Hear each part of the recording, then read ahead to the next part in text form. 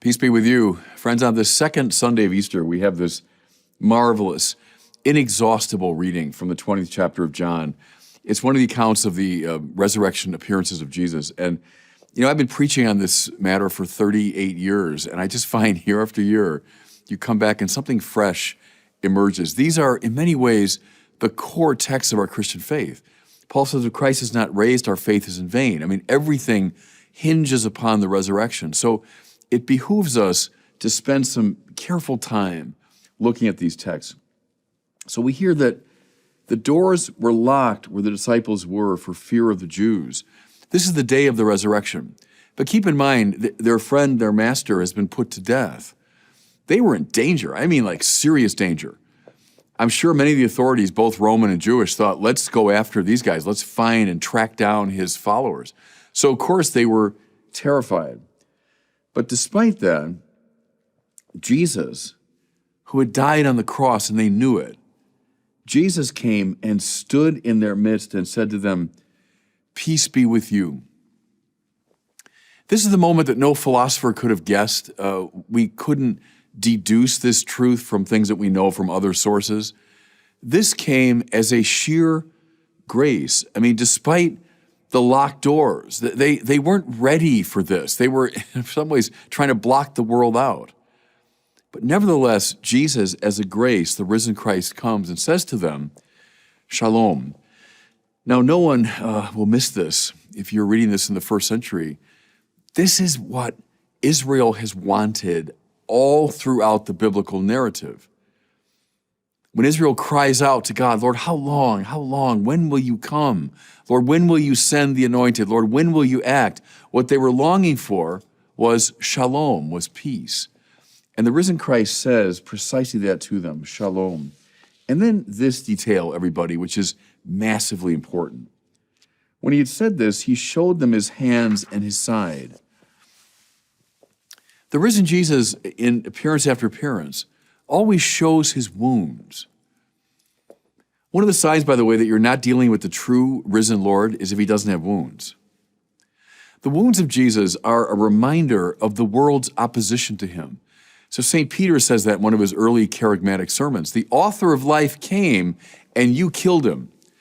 That's why the wounds of Jesus in his hands and his feet and his side are a clear reminder of our sin. Whenever we're tempted to say everything's fine with us, no. The church holds up the wounded Jesus. It's such a salutary move, because what we all love to do, all of us sinners, is to run away from our sin, to deny it. No. The author of life came, and let's be honest, if he came today in this physical form, we do the same thing to him. Read Dostoevsky and the Grand Inquisitor for the details on that. In the wounds of Jesus, we understand that we're sinners. But then what? Listen. The disciples rejoiced when they saw the Lord, and he said to them again, "Peace be with you." Yes, they're sinners, and they see their sin in the wounds of Christ. No one's playing games of hiding here. But despite their sin, the risen Lord says again, shalom. With this, everybody, the Christian faith really is born. Nothing can separate us from the love of Christ. Paul said that, right? Neither angels nor principalities, neither height nor depth. No, nothing in the created realm could ever separate us from God's love, because we killed God. We killed God. We see our own sin in his wounds. And nevertheless, he returns in forgiving love, offering shalom to us. Whenever you're tempted to say, I've done things that are just beyond the pale. God could never forgive me for that. That's simply false, because we killed God, and God returned in forgiving love. See, and that's why at this he can breathe on them and say, receive the Holy Spirit. Who's the Holy Spirit?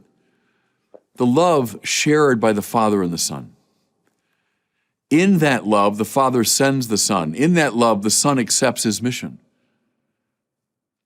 And so having shown his wounds and said shalom, now The love that connects the Father and the Son can be breathed on them.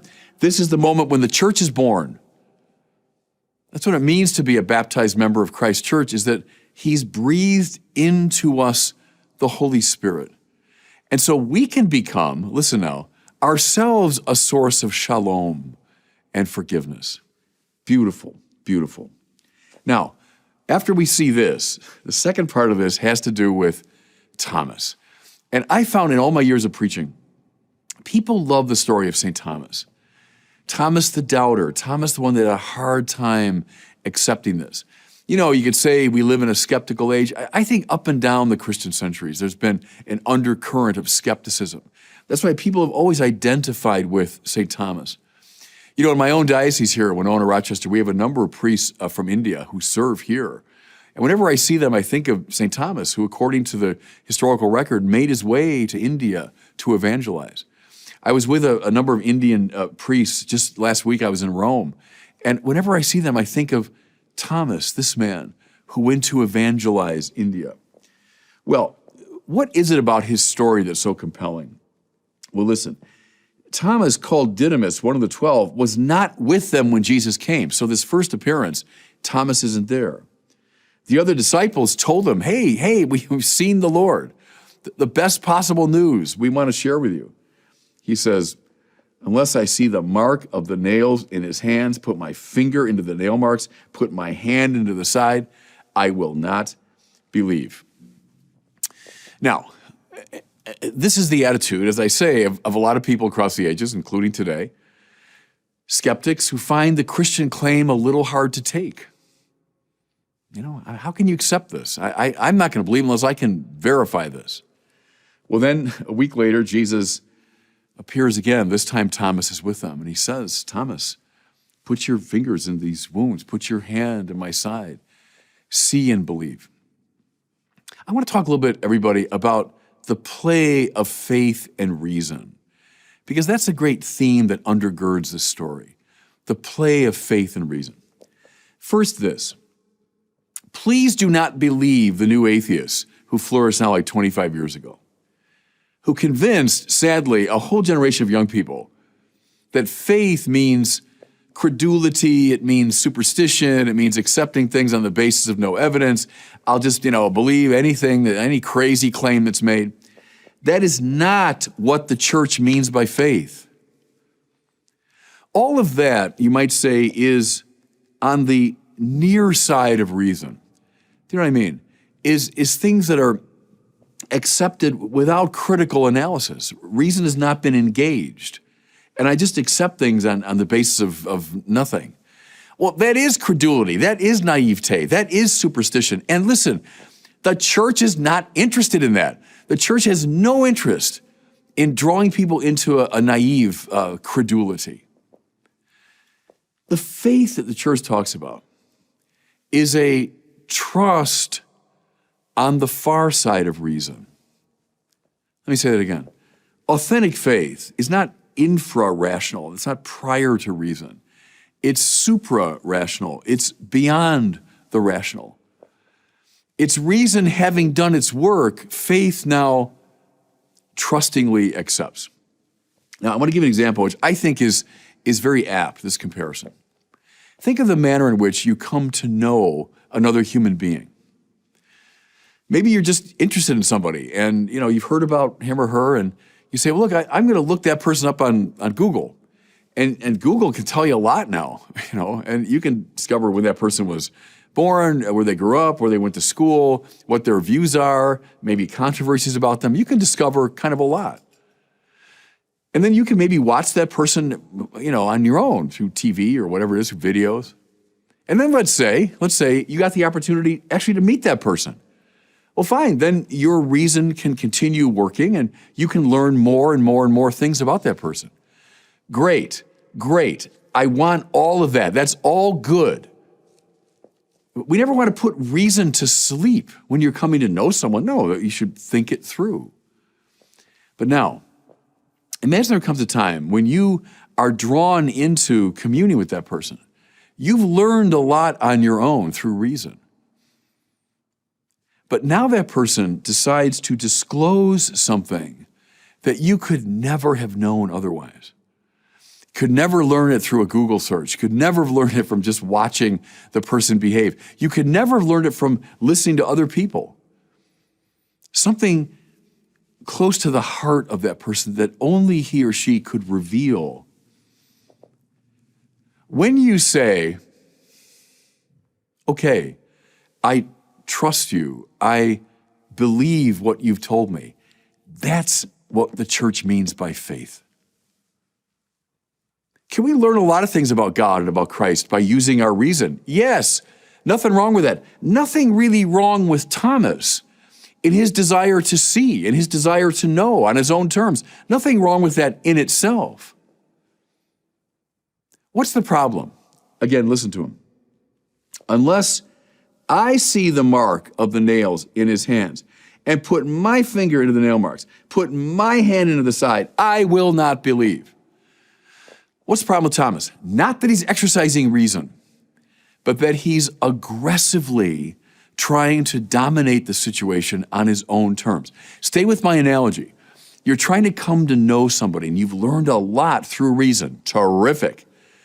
Now you start peppering that person with all kinds of intrusive questions. Hey, there's so much more I want to know about you. Tell me about this. Hey, you're keeping something from me. I want to know on my terms and my time. What's that person going to do? Probably withdraw. I would. Probably run the other way. You'll never come to know the person's heart if you're in that aggressive stance. Rather, you have to enter into the stance of trust. Jesus appears to the disciples not on their terms, but on his terms. Not in their timing, on his timing. Not in the way they want it, but the way he wants it. That's authentic faith, everybody. Not opposed to reason, but it goes beyond and then complements reason. Just a last thought here. I've always found this really fascinating. So Thomas is gone when the Lord first comes. That's to say, he's not with the church. The second time, Thomas is there. He's with the 11. He's with the church. How do we come to see Jesus? Well, by asking a lot of, probing, rationalistic questions on my own terms. No, you won't get him that way. Rather, you will come to see him. You'll be invited into faith precisely in the church. Does that make sense? In the liturgy, in the readings, in the community of fellow believers that links you to the church across the ages, in the thinking of the great theologians and philosophers, in the artwork of the great geniuses of our tradition. It's when we're inside the church that Jesus more fully discloses himself to us. And then here's the last thing I want you to see. And those who maybe feel like Thomas and feel they got a difficult time with belief and they have a lot of questions. Having seen the risen Lord, Thomas then says, "My Lord and my God." There's nobody in the New Testament who gives a more thorough and exalted attestation of Jesus than this. Nobody. All kinds of people get him wrong. All kinds of people sort of see a little bit here and there. It's Thomas, the doubter, is the one who was led finally through both reason and faith to come to the greatest confession anywhere in the New Testament. So spend a little time, maybe especially those who struggle with skepticism. Move into the space of St. Thomas, this man who attested to the divinity of the Lord and carried the faith to the ends of the world. And God bless you. Welcome back to the Word on Fire show. I'm Matthew Petrusik, Senior Director of the Word on Fire Institute and host of the Word on Fire show. Thank you for joining us. Is safety culture good for us? The words "stay safe" became a popular way of saying goodbye during the pandemic, understandably so. The pandemic, however, has long come to an end. Yet the category of safety still seems to dominate the culture, and not only in medicine. Terms like safe spaces, trigger warnings, harm reduction, microaggression, emotional well-being, and fragility are dominating the governance of many institutions, including K-12 schools, higher education, corporate human resource departments, NGOs, and even governmental agencies. At the same time, this hyper-focus on safety does not seem to have had any positive effect on most people's lives. In fact, by some measurements, our society is more physically compromised and mentally delicate than ever. The connection between promoting safety and seeing actual improvements in mental and physical health, in other words, seems more complex than it may initially appear. Today, to discuss the contemporary embrace of safety and how it does and does not overlap with a Catholic understanding of the individual and common good, is Bishop Robert Barron.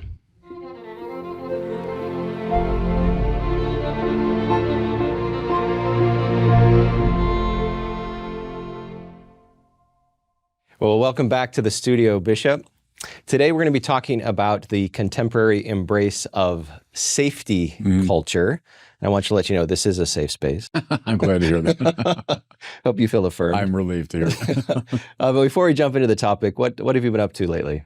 Oh, a lot of things. It's confirmation season. So for most bishops around the country, I'm running around my diocese confirming kids, which I enjoy very much. In California, we did just for intensely in 2 months, all the confirmations in my region. So I would confirm thousands of kids. Probably fewer kids here, but maybe as many trips around. What I like a lot of things about it. One is getting around my diocese, so I see all kinds of places. And I just find confirmations, uplifting and to try to inspire these kids. So that's been my main preoccupation the last couple of weeks.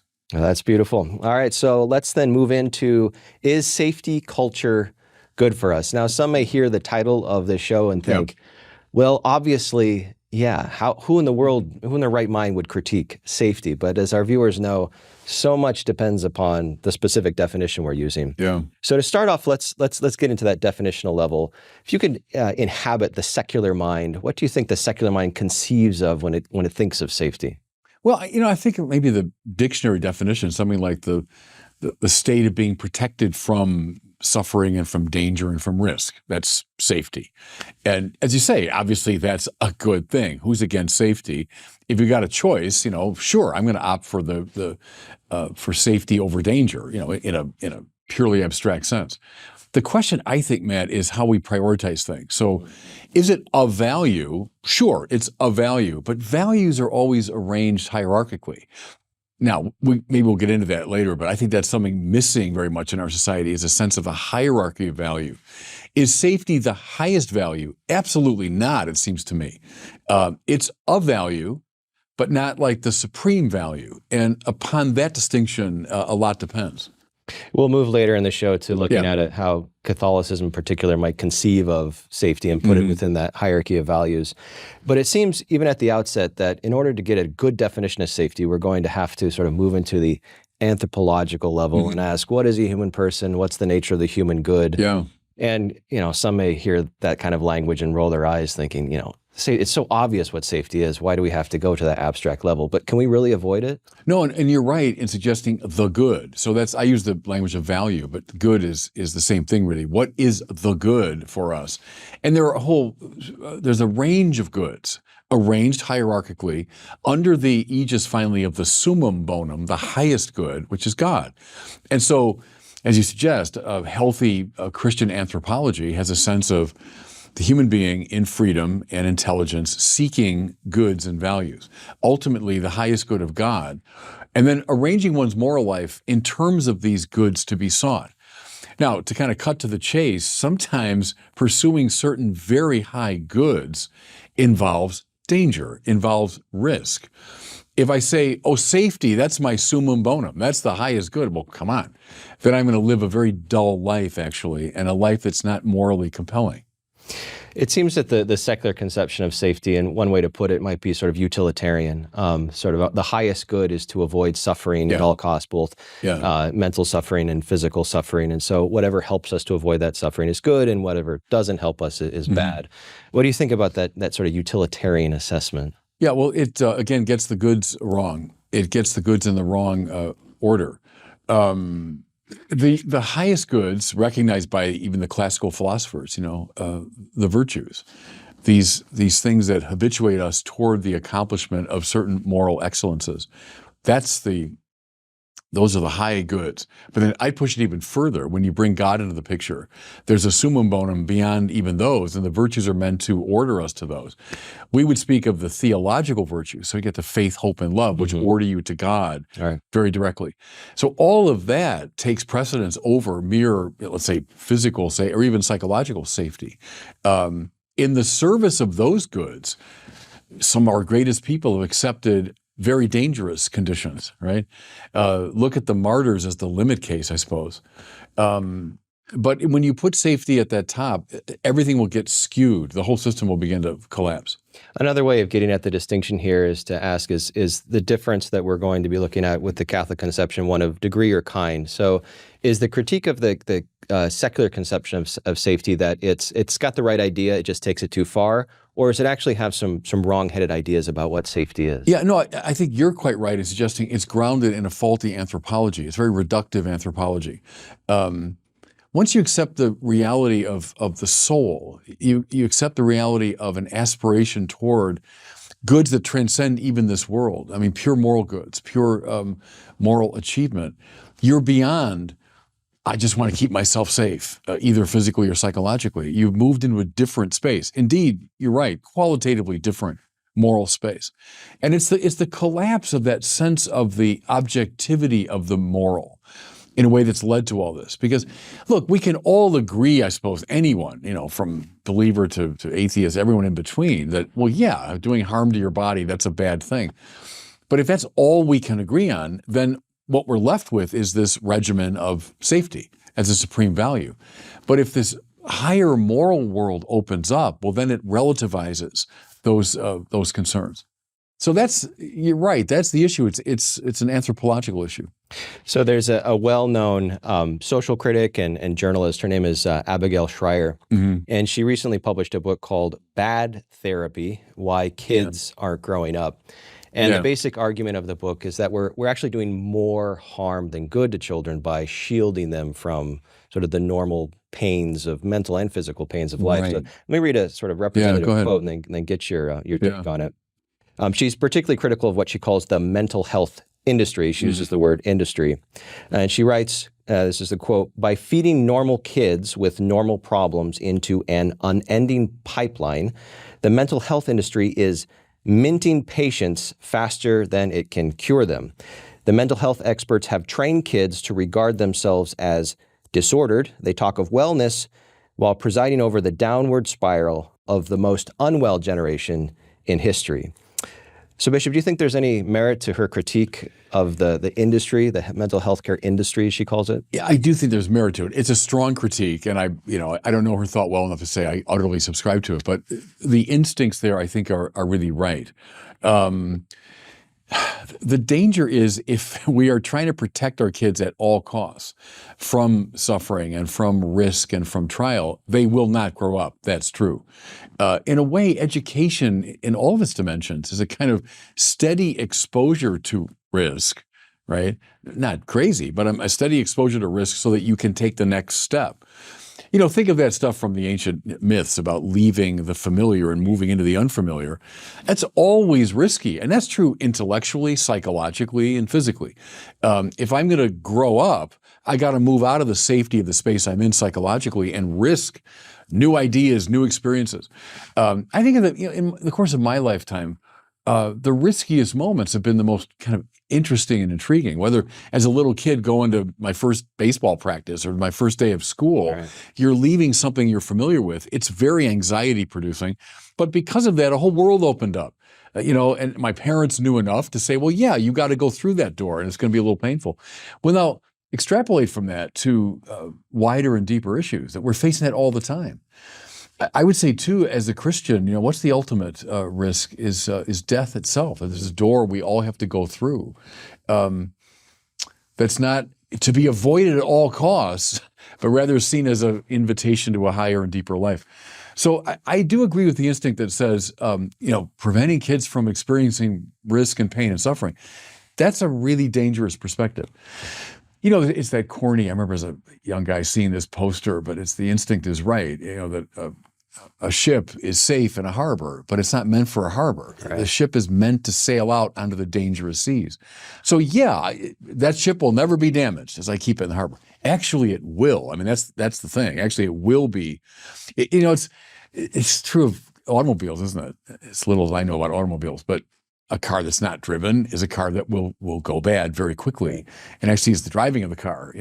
The same with our bodies. The same with our psyches. Psyches and bodies that are kept safe actually will deteriorate. And it's the constant risk of something new and fresh and a little bit dangerous that will call us into deeper life. So a risky approach to life, not crazy risky, but a willingness to embrace the new, the different, the dangerous, the fresh, the unusual. That's a key to flourishing, isn't it? Yeah, and there's very strong empirical research now that shows everything that you're saying. In fact, that our brain isn't even capable of learning in a long-term sense without some kind of risk and danger involved. Right. And so if we're, again, we're putting bubble wrap around everybody all the time. It's funny, man, I think it's changed in the course of my lifetime. When I was a little kid, my dear mother, she put a T-shirt and shorts on us and gym shoes, and off we went. I mean, we just and I vaguely remember maybe coming home for lunch and then dinner.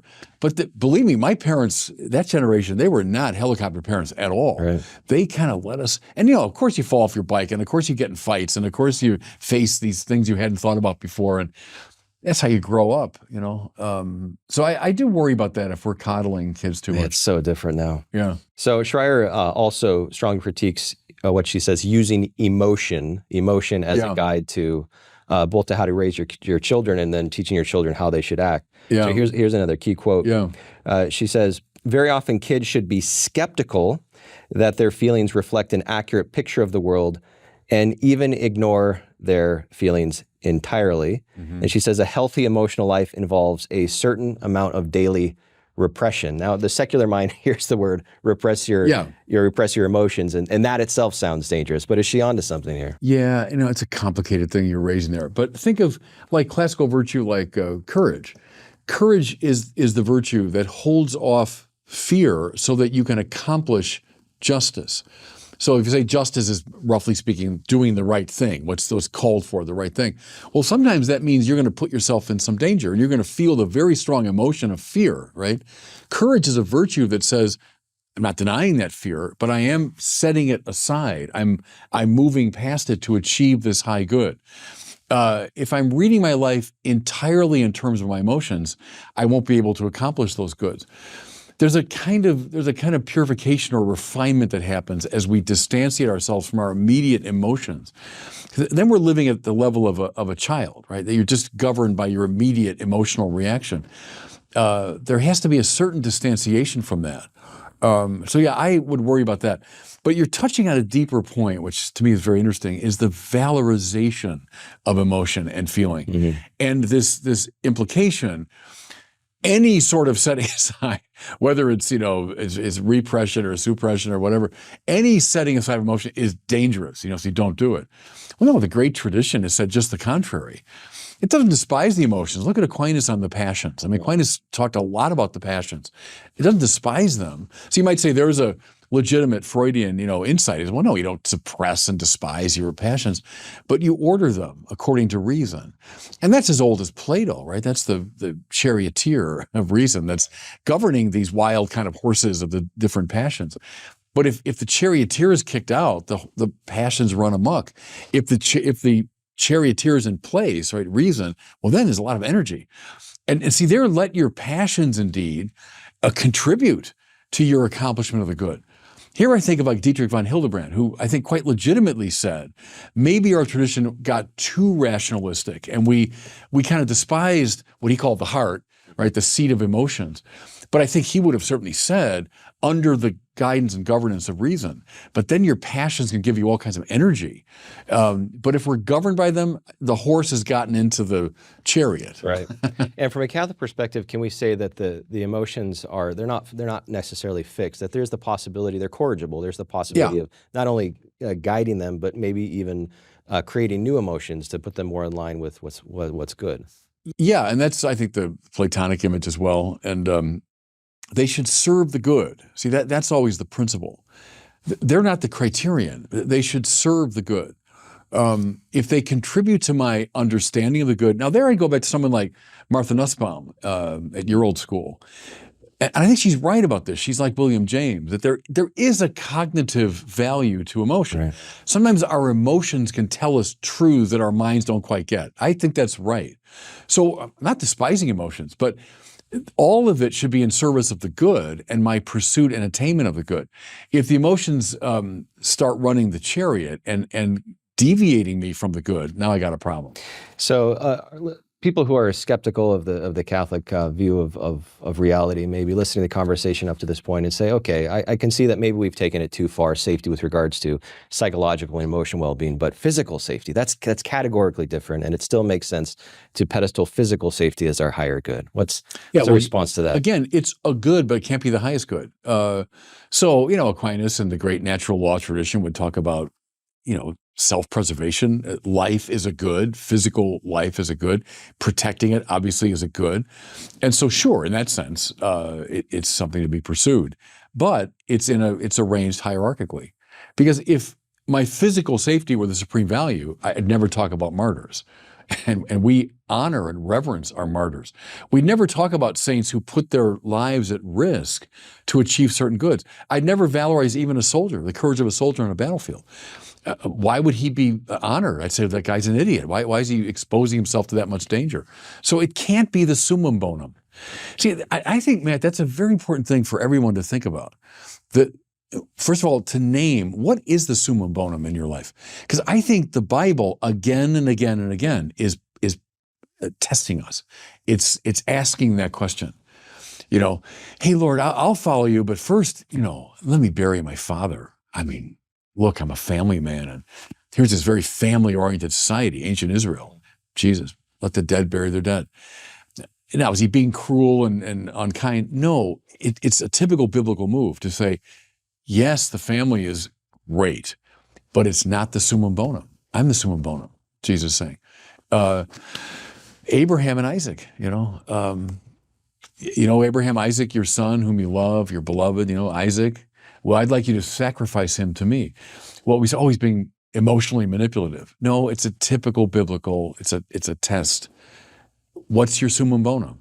So that's a really good exercise. Or, I use the example of my hero, Thomas Aquinas, when the Lord says, what do you want? I'll give you any reward you want. What do you want? That's it's a summum bonum test, right? So if Thomas said, I want to be the most famous theologian in the world. I want to be the richest man in the world. Get me out of this lousy Dominican friary and into a castle. Well, then you'd know, okay, that's his summum bonum. But when Thomas said, non nisi te domine, I'll have nothing except you. Okay, now I got it. And see, then you're clear. Then you're right. If God's the summum bonum, then the various worldly goods will arrange themselves in proper relation to the summum bonum, and the worldly goods themselves will fall into a right hierarchical arrangement. But see, I think that has been lost. That's one of our big problems today, is people don't have a sense of a moral structure. And so, of course, I'll cling to my safety or what I want. My will becomes the summum bonum. Man, does the Bible know about that, by the way, all the time. Mm-hmm. That's called grasping of the tree of the knowledge of good and evil, is that I become the criterion of good and evil. I'm the summum bonum around here, And then Nietzsche, well, you got your summum bonum, I got my summum bonum. In fact, it's my heroic will against your heroic will. What are you left with but this warfare beyond good and evil? When Hobbes, as you know, explicitly says, there is no such thing as this highest good that the ancient philosophers talk about. What are you left with? The war of all against all. Right. That can only be tempered by, a totalitarian state. So this is not an abstract problem.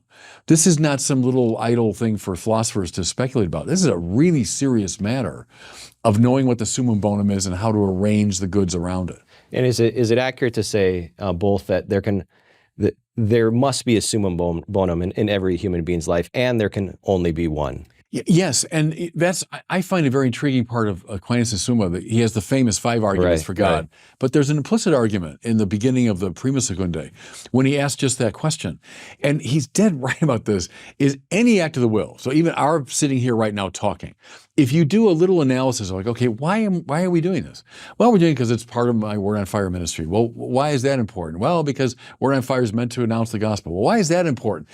With any act, you just keep going out until you find, oh yeah, well, I'm doing it because it's good. That's the good. And if you can't end it that way, you got the infinite regress problem. And then there is no explanation. We're just here bazooing for no apparent reason. See? So it has to be grounded finally in a prime mover of the will, of a final cause that's luring the will. And everyone's got that. So Aquinas would say everyone is in fact being motivated by God, but they might have mistaken ideas about who God is. They think it's wealth or power or something. Mm-hmm. But that's a very important spiritual move. Everyone's got, Paul Tillich called it the ultimate concern. Mm-hmm. Or what concerns you ultimately, that's God for you. The point is trying to get the true God in that place of ultimate concern. We'll move with our remaining minutes here more deeply into the Catholic tradition, the theological tradition. But before we do, how do we assess this claim, coming primarily from the secular world, that speech itself can make us unsafe because speech is a form of violence? Well, no one doubts that speech can be violent. I mean, if I'm attacking someone, I'm going after can speech be wounding to people? Sure. I mean, I've been wounded by people's speech. So that's, I think, true. It's a kind of a commonplace to say that. The danger is when you press that thing the way it's being pressed today, something like rational conversation is obviated. Mm-hmm. Right? So if I'm saying something that you find disagreeable, and therefore I can't say it, it's offensive to me or it's off-putting to me, well then rational conversation breaks down. When rational conversation breaks down, what are we left with? The Nietzschean or Hobbesian world of the all against all. We have just competing wills. And so it's very dangerous. If you're concerned about violence, you should be very concerned about the integrity of speech. When you start saying, oh, speech itself is violent, that's the invitation to real violence, it seems to me. So the breakdown of conversation, and again, I've used Aquinas. Thomas, who in the literary text that we have, dialogues with a whole range of people, right? Ancient philosophers and scientists, his medieval contemporaries, Islamic scholars, Jewish scholars. Great. He's having a conversation with them, disciplined, not like, hey, don't we all agree deep down? No, he's sharp disagreement, but he's willing to talk. And that's very important for our civilization. Is it justified to make a distinction, recognizing that speech certainly can be violent and its intention can be violent? Is it still justified to make a distinction between speech and physical violence in this sense, that when we hear speech, it's always going to go through some psychological filter, and that filter may determine how we perceive the violence of the speech, whereas with bodily violence, there's no psychological filter, and sort of it's clear whether it's violent or not, objectively so. Right, and I do think it is dangerous to go down this path that many are going down today, to see speech as because it just precludes what we need to have a real civilized society. So that concerns me a lot. Let's turn directly to some very biblical themes here. Yeah. So two of the spiritual works of mercy, which all Catholics are called to practice, maybe could potentially be interpreted as trying to care for the psychological or emotional well-being of ourselves and our neighbors, and that's counseling the doubtful and comforting the afflicted. Yeah, sure.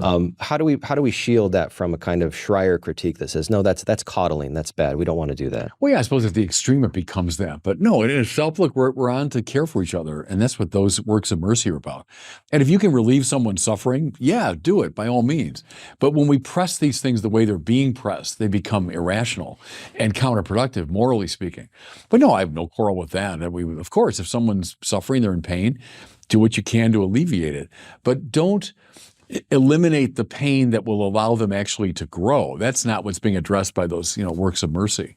It's like when you talk to someone who's going through a real doubt psychologically or theologically, great. That's a kind of pain that might lead them, and counseling the doubtful might be using that as an opportunity to help them grow. So I just make that distinction, I suppose.